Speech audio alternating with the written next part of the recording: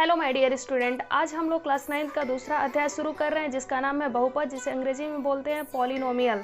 इस वीडियो में हम लोग एक्सरसाइज 2.1 को सॉल्व करेंगे, लेकिन 2.1 सॉल्व करने से पहले 2.1 में किस तरह के क्वेश्चंस आने वाले हैं इसके विषय में हम लोग डिस्कस करेंगे, देन एक्सरसाइज स्टार्ट करेंगे।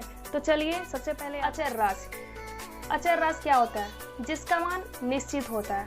अचर राशि वे राशि हैं जिनका मान निश्चित होता है, उसे हम क्या बोलते हैं? अचर राशि कहते हैं। जैसे एग्जाम्पल में 1, 2, 3, 4, 5, 6 डॉट डॉट डॉट इनफाइनाइट तक, यानी 1 से लेकर इनफाइनाइट तक जितने भी नंबर हैं वो सारे क्या हैं? अचर राशि हैं। क्यों है? क्योंकि उनका मान निश्चित है। 1 है, 1 इसका मान बदलेगा नहीं, 1 है तो 1 ही रहेगा। 2 है, 2 का मान बदलेगा नहीं, अगर ये 2 है तो 2 ही रहेगा। यानी जिसका मान निश्चित हो वो अचर राशि होते हैं। दूसरा है चर राशि, जिसका मान अनिश्चित होता है। चर राशि है जिसका मान अनिश्चित होता है, वो क्या होती हैं? चर राशि होती हैं। जैसे हमारा क्या हुआ, A B C dot dot dot यानी Z तक, A से Z तक जितने भी हैं वो क्या है? चर राशि है। A का मान अगर हम बोले यहाँ पे 2A का मान किसी भी क्वेश्चंस में अगर बोल देता है A बराबर 2, कोई क्वेश्चन हो उसमें रखने के लिए A का मान कभी 2 दे देता है, कभी 4 दे देता है, कभी 5 दे देता है, कोई भी मान, यानी जो चर है इसका मान क्या होता है? बदलता रहता है। ये इसका मान निश्चित नहीं होता, अनिश्चित होता है। तो चर वे राशि है जिसका मान अनिश्चित होता है। तीसरा क्या है? बहुपद। बहुपद क्या होता है? चर, अचर, गुणांक, घात वाले बीजगणितीय व्यंजक बहुपद कहलाते हैं। चर, अभी बताएं आपको, चर राशि क्या होता है? जिसका मान अनिश्चित होता है। अचर, अचर क्या होता है? जिसका मान निश्चित होता है। गुणांक, गुणांक का मतलब ये हुआ कि जैसे यहाँ पूछ लेता है x², 2x², तो यहाँ पूछेगा कि x² का गुणांक क्या है, तो हम बोलेंगे 2। ऐसे ही पूछ दिया 4x², तो x² का गुणांक क्या है, तो 4 हो गया। ये हमारे क्या है? गुणांक है। घात वाले बीजगणितीय व्यंजक, घात वाले जैसे x में 2 है तो यानी x में कितने घात हैं? 2 घात हैं, तो ये हमारा क्या हो गया? ये घात हो गया। तो बोला चर, अचर, गुणांक, घात वाले बीजगणितीय व्यंजक क्या कहलाते हैं? बहुपद कहलाते हैं। यानी ये सारे व्यंजक मिलके क्या होते हैं? बहुपद कहलाते हैं। जैसे एग्जाम्पल में देखिए, x² + 2x + 3, यहाँ देखिए ये हमारा क्या है? बहुपद है। x⁵ + 3x⁴ + 2x⁵ + x² + 1, ये हमारा क्या है? बहुपद है। बहुपद हमेशा असेंडिंग ऑर्डर और डिसेंडिंग ऑर्डर में होता है। यहाँ देखिए 5 4 3 2 1 है, यहाँ 2 1, यहाँ 0 है।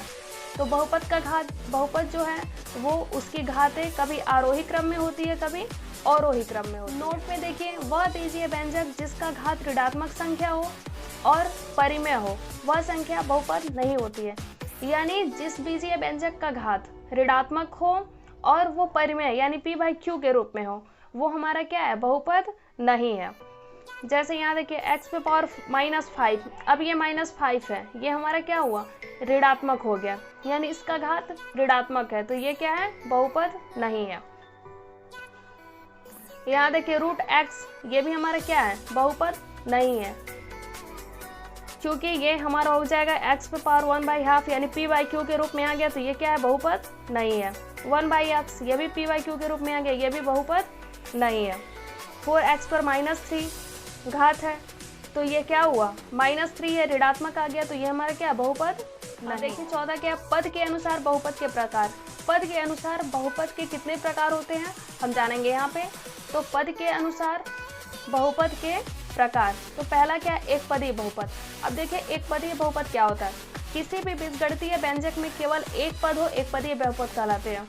यानी कोई भी बीजगणितीय व्यंजक हो जिसमें एक पद हो, केवल एक पद हो, वो हमारा क्या होता है? एक पदीय बहुपद कहलाता है। जैसे देखिए यहाँ x हो गया, सिर्फ अकेला है, यानी ये क्या हुआ? एक पदीय बहुपद। 2x हो गया, ये भी अकेला है, ये भी एक पदीय बहुपद हो गया। y है, ये भी एक पदीय बहुपद हो गया। 4y है, ये भी एक पदीय बहुपद हो गया। यानी जिसमें केवल एक पद हो, तो वो क्या होगा, एक पदी। देखिए दूसरा, द्विपदी बहुपद। द्विपदी बहुपद हम किसे बोलते हैं, किसी भी बीजगणितीय व्यंजक में दो पद हो द्विपदी व्यंजक कहलाते हैं। यानी जो बीजगणितीय व्यंजक है उसमें दो पद अगर रहेगा तो वो क्या होगा, द्विपदी व्यंजक कहलाता है। जैसे कि देखिए क्या है, द्विपदी यानी जिसमें दो पद हो, यानी x + 2।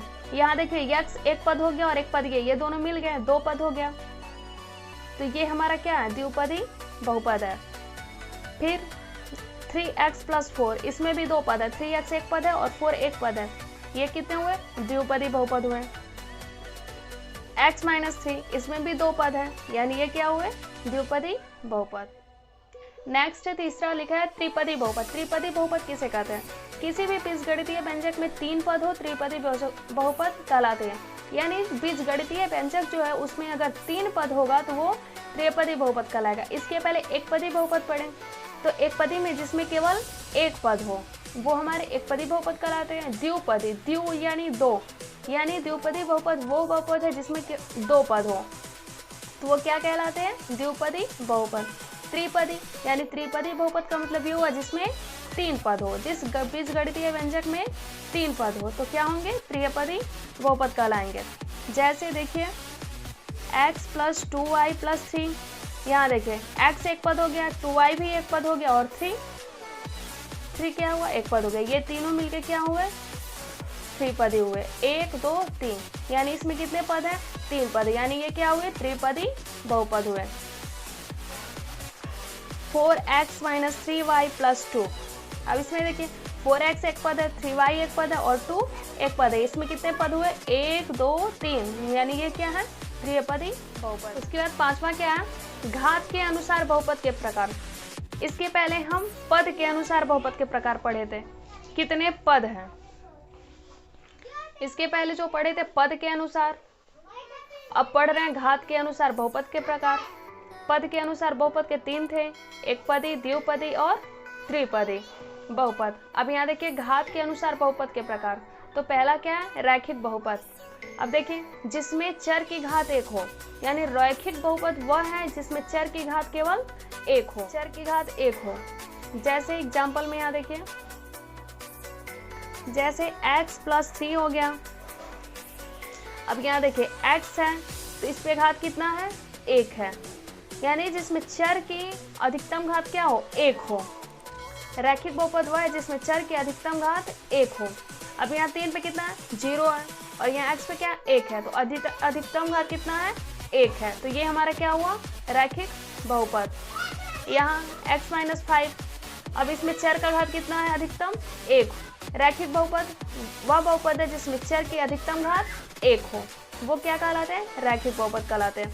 अब यहाँ देखिए x - 5, यानी x पे कितना घात है, 1 घात है, तो ये हमारा क्या है, रैखिक बहुपद। ऐसे बहुत सारे हैं एग्जाम्पल। यहाँ y - 2, यहाँ y पे कितने घात है, 1 घात है, 2 पे 0, तो हमारा ये क्या हुआ, सबसे अधिकतम घात 1 हो, तो अधिकतम घात 1 किस पे है, y पे है, तो ये हमारा क्या हुआ, रैखिक बहुपद। दूसरा देखिए द्विघात बहुपद। द्विघात बहुपद यानी मतलब दो, द्विघात बहुपद जिसमें चर की घात अधिकतम 2 हो। द्विघात बहुपद वह है जिसमें चर की घात 2 हो।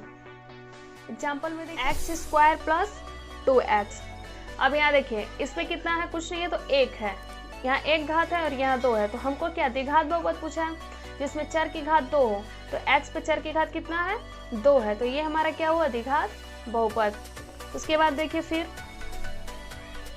y² - x + 2। अब यहाँ देखिए द्विघात बहुपद यानी चर की घात 2 हो, यहाँ चर की घात कितना है, 2 है, और यहाँ पे क्या है, 1 और यहाँ 0, अधिकतम चर की घात 2 होनी चाहिए, तो यहाँ 2 है, y पर 2 घात है, तो ये हमारा क्या हुआ, द्विघात बहुपद हुआ। तीसरा देखिए त्रिघात बहुपद। इसके पहले रैखिक बहुपद पढ़े हैं, फिर द्विघात बहुपद, अब रैखिक बहुपद जिसमें चर की घात 1 हो वो रैखिक बहुपद होते हैं। द्विघात बहुपद जिसमें चर की घात 2 हो वो द्विघात बहुपद कहलाते हैं, और त्रिघात बहुपद जिसमें चर की घात अधिकतम 3 हो वो क्या होंगे, त्रिघात बहुपद। जैसे एग्जाम्पल में देखिए x³ + 4।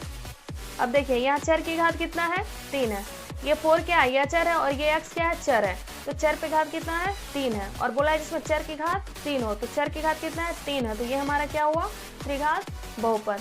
फिर देखिए यहाँ y³ - 2, अब यहाँ देखिए ये चर है y और ये 2 क्या है अचर है, तो इसमें चर की घात कितना है 3 है, तो ये हमारा क्या हुआ त्रिघात बहुपद। फिर 5x³ + 7x² - 2x + 3, अब यहाँ देखिए 5x², यहाँ चर की घात 3 है, यहाँ 2 है, और यहाँ पे क्या 1 और यहाँ 3 पे क्या है 0 है। तो बोला है जिसमें चर की घात 3 हो, मैक्सिमम घात कितना हो 3 हो, तो यहाँ 5x पर घात कितना है 3 है, तो ये हमारा क्या हुआ त्रिघात बहुपद। नेक्स्ट देखिए बहुपद की घात। अब बहुपद की घात क्या होता है, चर की उच्चतम घात बहुपद की घात कहलाती है, यानी जो चर राशि है उसकी सबसे मैक्सिमम घात उच्चतम घात वो क्या होती है बहुपद की घात कहलाती है। अब जैसे देखिए यहाँ x⁵ + x⁴ + 2, अब इसमें जो चर राशि है, चर क्या है ये x है, तो इसमें चर की जो मैक्सिमम घात हो, तो मैक्सिमम घात क्या है यहाँ 5 है और यहाँ क्या है 4 है, तो मैक्सिमम क्या हुआ मेरा 5 है। तो पूछा है कि चर की उच्चतम घात की बहुपद घात कहलाती है। यहाँ एग्जाम्पल के साथ देखिए जो चर की सबसे उच्चतम घात होती है वो क्या होती है बहुपद की घात कहलाती है। यहाँ एग्जाम्पल में देखिए, अब इसमें हमको बहुपद का घात देखना है, x⁴ + x⁵ + x⁴ + 2। अब इसमें बहुपद की घात क्या है हमारा 5, क्योंकि मैक्सिमम घात यही है ना, तो हमारा 5 क्या हुआ बहुपद का घात। अब यहाँ देखिए x⁴ - 2x⁵ + 3x⁴ + 6x⁴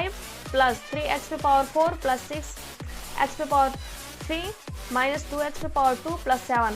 अब इसमें हमको बहुपद का घात देखना है, और जो सबसे मैक्सिमम घात होती है वही बहुपद की घात होती है। तो मैक्सिमम घात क्या है हमारा x⁴ 6, तो बहुपद की घात क्या होगी 6। अब यहाँ देखिए x⁴ 6 - 2x⁴ 3 + 3। अब हमको इसमें भी बहुपद की घात देखना है, तो हमको जो मैक्सिमम पावर हो, जो सबसे बड़ी घात हो वही क्या होगी बहुपद की घात होगी। तो यहाँ x⁴ 6 है ना, तो ये हमारे 6 क्या हुआ बहुपद की घात। अब नेक्स्ट में देखिए y⁵ + 2y⁴ + y। अब इसमें हमको बहुपद की घात देखना, और बहुपद की घात जो सबसे मैक्सिमम घात होती है, तो मैक्सिमम घात क्या है 5 है, यानी y⁵ 5 है, तो हमारे यहाँ बहुपद का घात क्या होगा 5 होगा। अब यहाँ देखिए 2 है, सिर्फ 2, तो यहाँ पूछा है कि इसमें बहुपद की घात क्या है। अब क्या करेंगे हम, यहाँ 2 है, और चूंकि हमको पता है कि x⁴ का मान क्या होता है 1 होता है, हमें पता है। अब ये 2 है, अगर 2 में हम x⁴ का मल्टीप्लाई किए तो मतलब तो 2 ही हुआ, क्योंकि इसका मान क्या होता है 1 होता है। अब यहाँ देखिए 2 × x⁴ का मान क्या हुआ 1 हुआ, बराबर 2 × 1 = 2, तो हमारा क्या हुआ 2 पे पावर कितना हुआ 0 हुआ, तो यहाँ हमारा 0 हो गया, और इसमें बहुपद की घात क्या होगी 0 होगी।